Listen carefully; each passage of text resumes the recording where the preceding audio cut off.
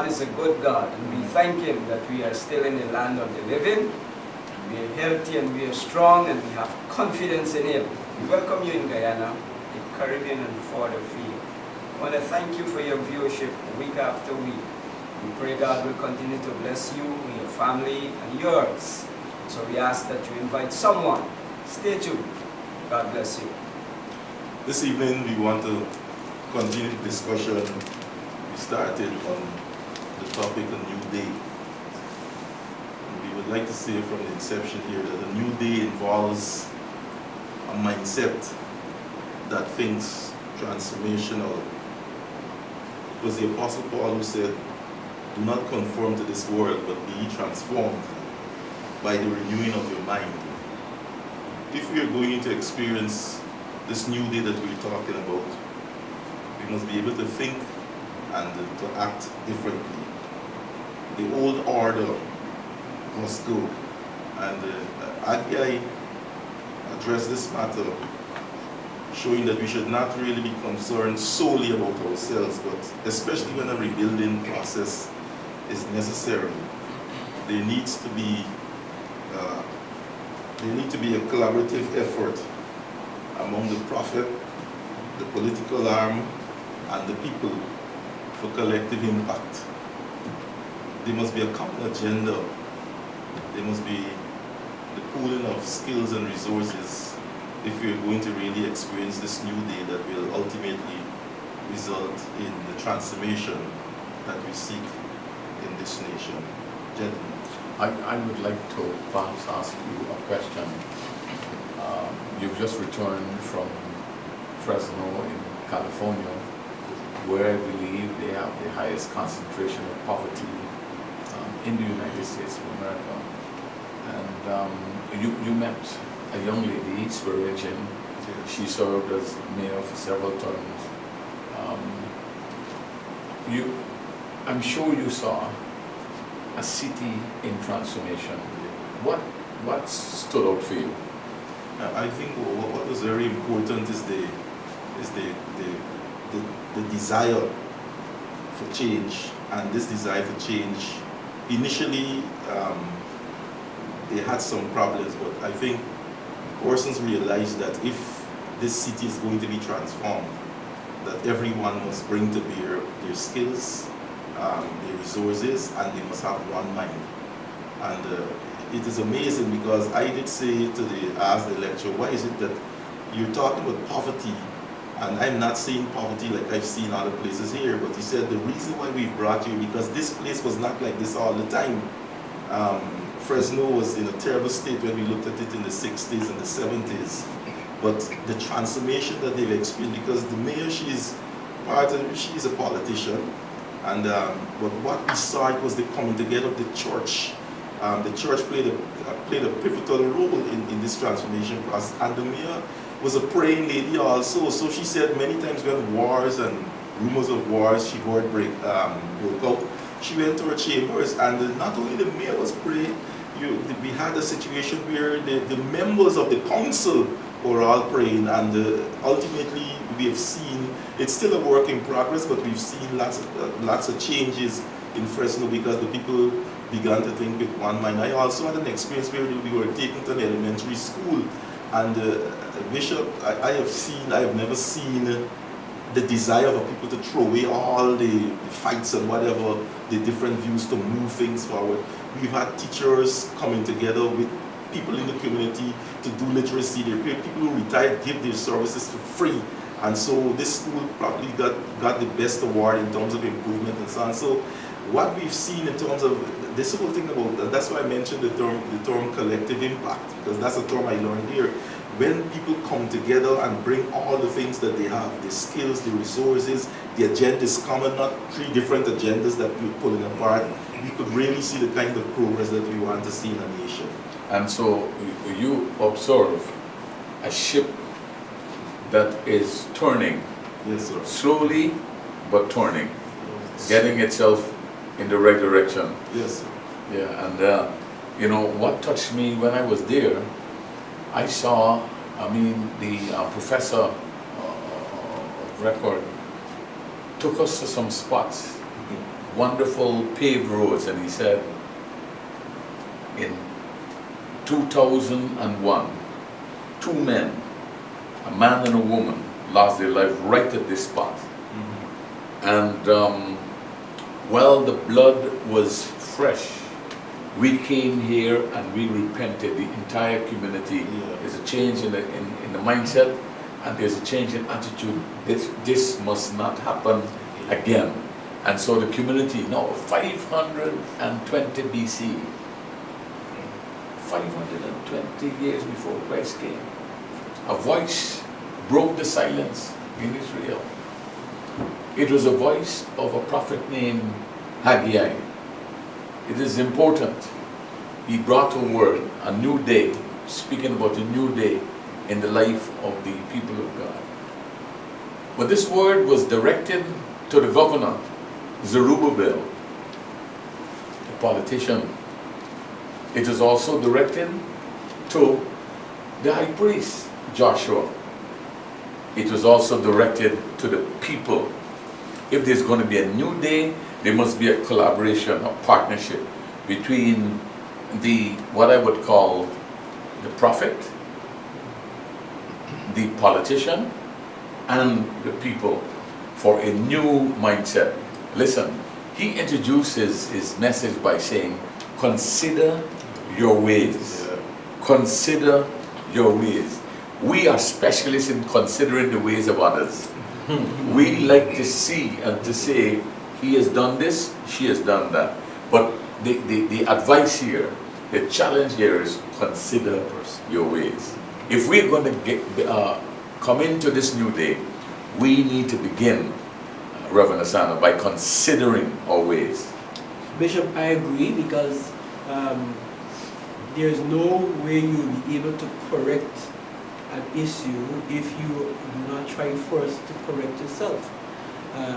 Let's go to the domestic environment. There's a conflict in domestic environment. I can't attempt to correct Bushda. I might inform him of his errors. But if there's going to be any change, I have to first try to correct me with the hope that Bushda will also see himself and correct himself. So it is first personal. And so that's why I love the scripture, because it brings the spotlight back to the person. And I believe real change starts with the individual. And let us correct our ways. Bishop, in the New Guyana, is there hope for the hopeless? That's the reason why we are using the name or the description new. Yeah, there must be hope for the hopeless. You know, Pastor Sam, If we're continuing in this, as we are, hopelessness will take over.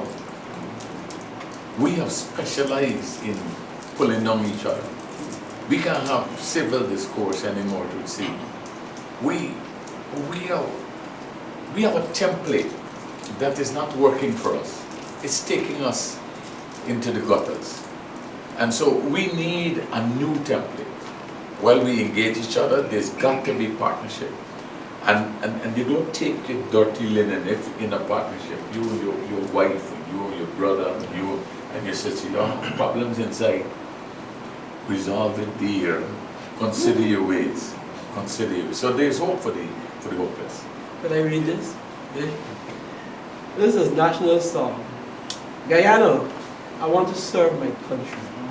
Guyana, beautiful, happy and free. Guyana, let's cooperate with our government to help develop Guyana the free. Together, my comrades, we will build our new Guyana, a country where all have equal opportunity. Let us begin now to show loyalty to Guyana by showing love, respect for all Guyanans.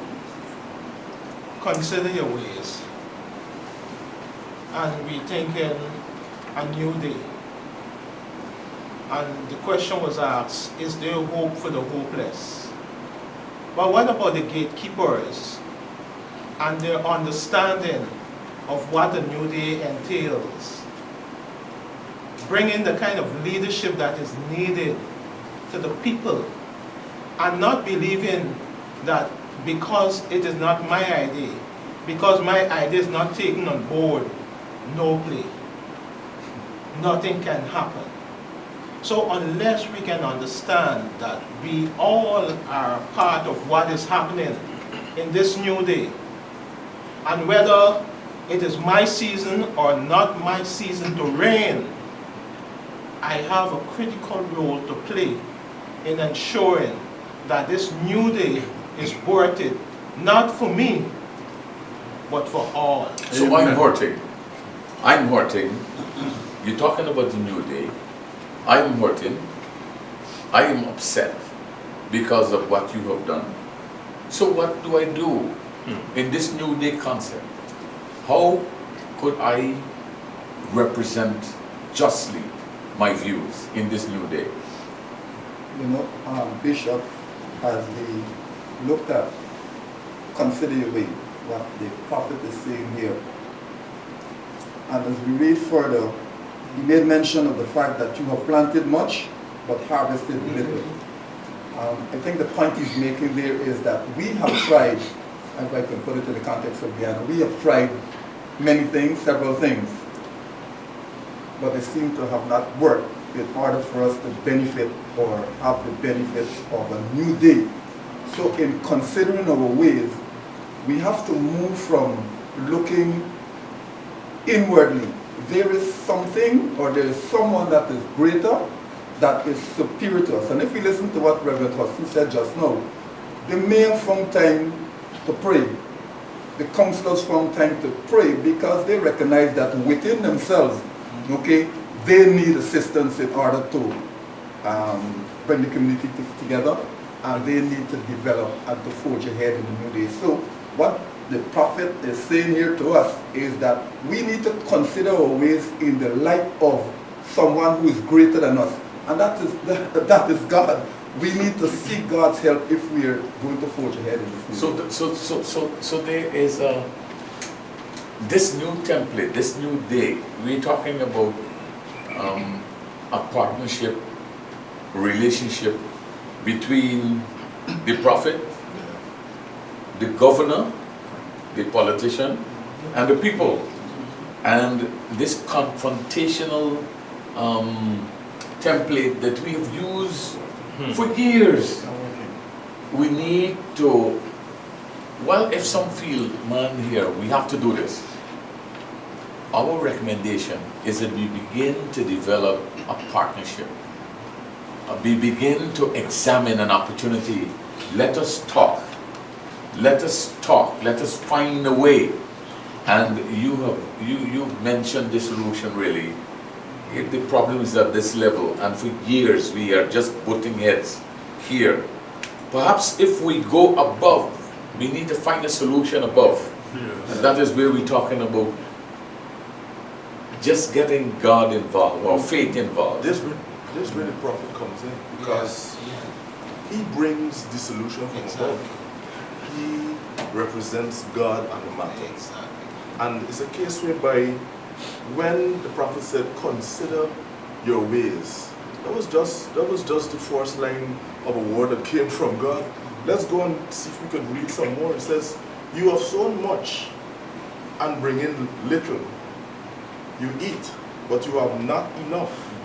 You drink, but you are not filled with drink. You clothe you, but there is none warm. And he that earneth wages to put it into a bag of holes. So we have a reality on the ground. And so there's a direct correlation between what is happening on the ground, all of these issues, and the fact that something we are doing is not correct. Hence, we need to consider our ways. And what I like about the whole notion of prophecy is that it brings divine perspective. I mean, you could look at your situation, look at what's happening around you, and you could have your own interpretation. I mean, why is this not happening? Why is this not working? Why is this not? And you try in your own self to bring about your own solutions. But here is where prophecy makes sense. We have a solution that is out of this world, so that we'll be able to pattern and walk according to how we ought to walk. You might be sitting there and you're wondering, I want to hear my favorite group of men talk about a particular topic, but I want you to listen carefully what we have been saying over the years, and perhaps you could go and Google the program and hear it again for yourselves. We have been consistently saying that we have to come together. We have to build this nation together. We have to find ways of understanding each other and find to get into the minds, into the hearts, into the wills of each other, so that when we move forward as a nation. For too long, we have been going around in circle. And as someone says, blessed is he who goes around in circle, for he shall be called big wheel. What I like about Haggai bringing this message here, he unashamedly puts the ball, the block ball, and he says he establishes the centrality of God. He makes it clear to the politician, to the people, that God is central. No, we are living at a time where we have just seen nature. Nature did something this year that surprised even those who have the technology to identify it and equip the coming of hurricanes. Therefore, we can warn people, we can say it will arrive at this time, it's speed and all those things, but we can't stop it.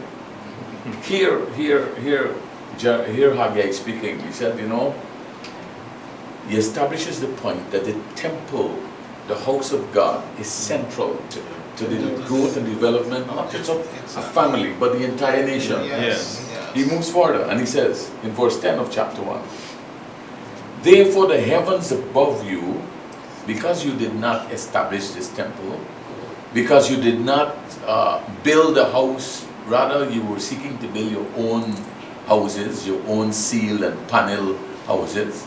You are pursuing your own growth and development, and you have left my house. You have left me. You've left the idea of who I am to you and to the nation. And you are blowing your own trumpet, as it were. This is what I have done. Therefore the heavens above you withhold the dew, and the earth withholds its fruit. You think it's global warming? There's a God behind all of this. Trying to get our attention. 520 BC. Here is this man. God says, I called for a drought on the land and the mountains.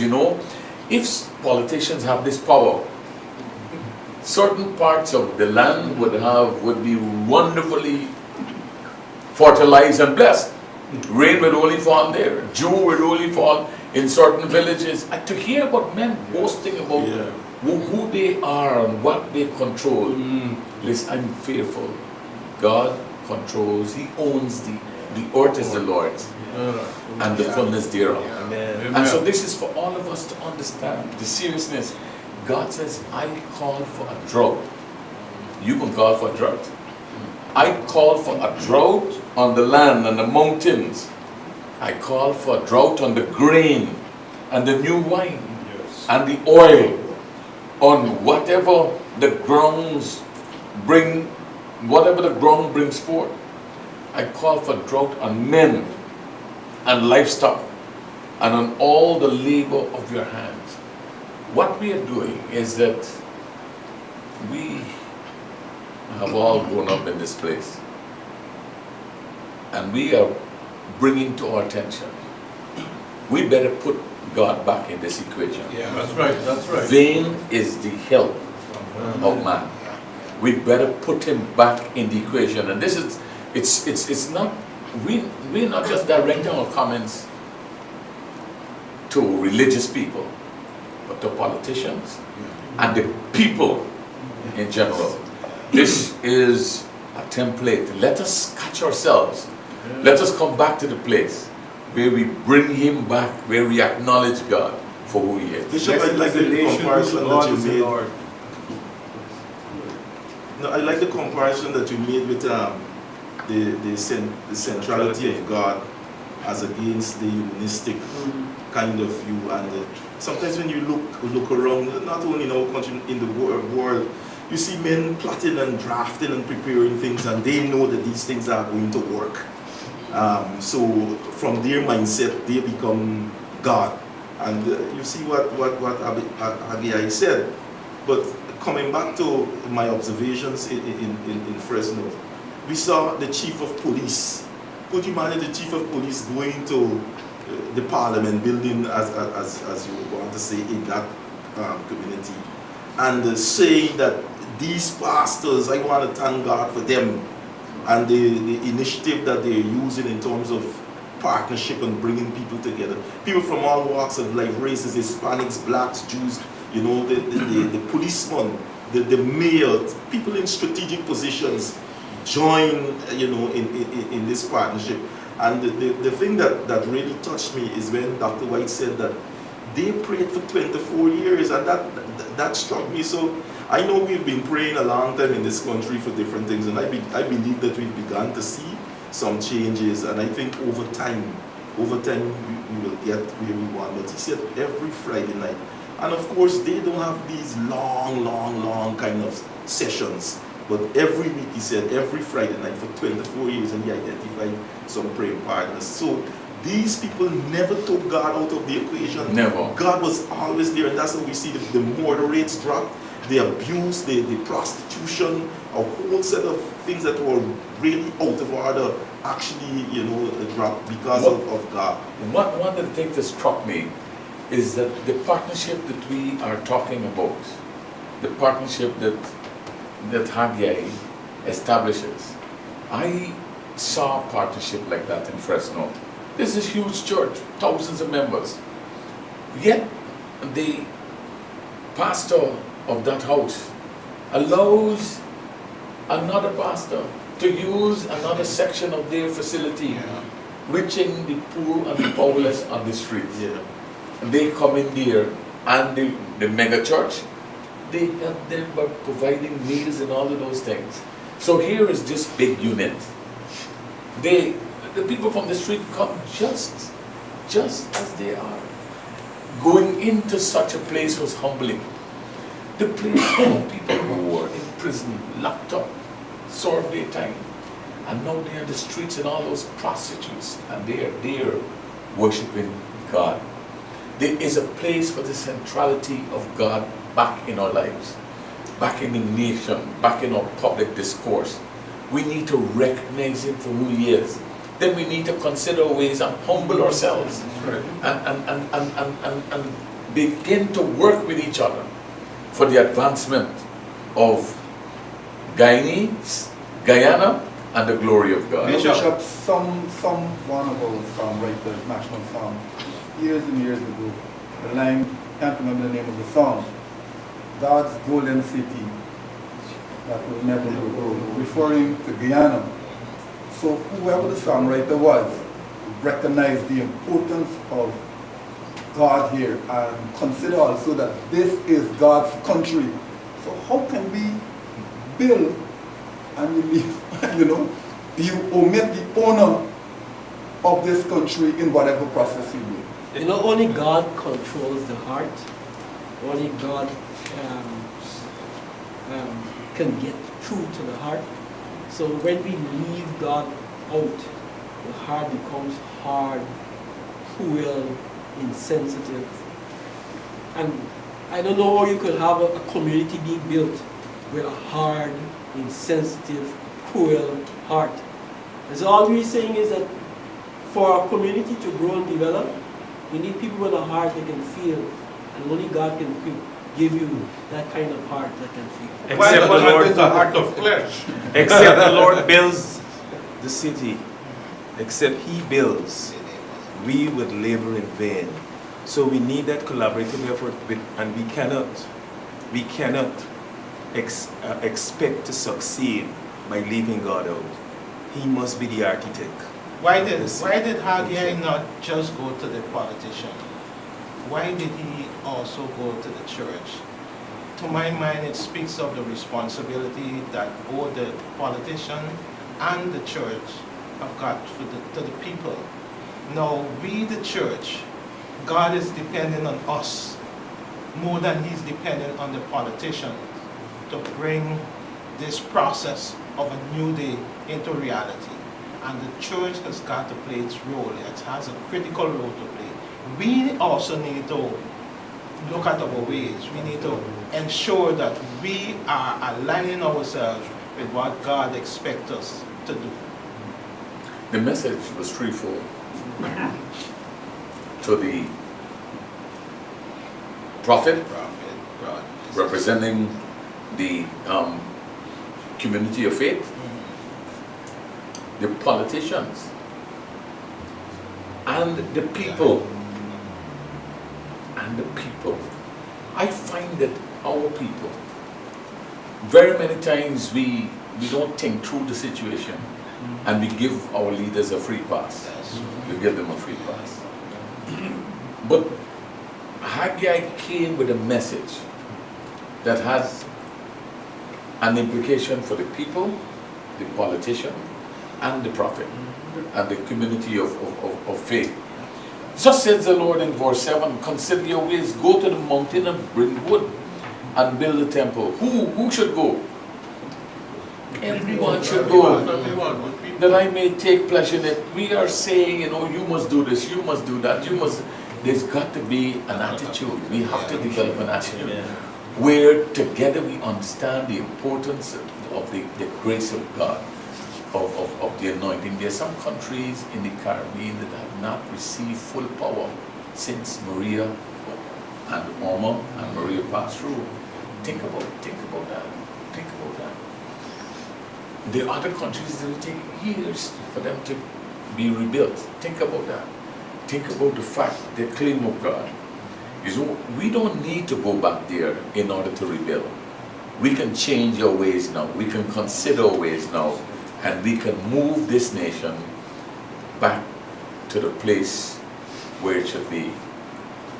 Consider your ways, whoever you are. Prophet, politician, people. God bless you. Congratulations, Celicia and Samuel. We thank you for joining us on Choices today. Remember, you can join us at First Assembly, LNP Durban Street, Workmanville, Georgetown, Guyana, for any of our special services. I'm Celicia on behalf of the set, reminding you that your whole life is the sum of your choices. God bless you.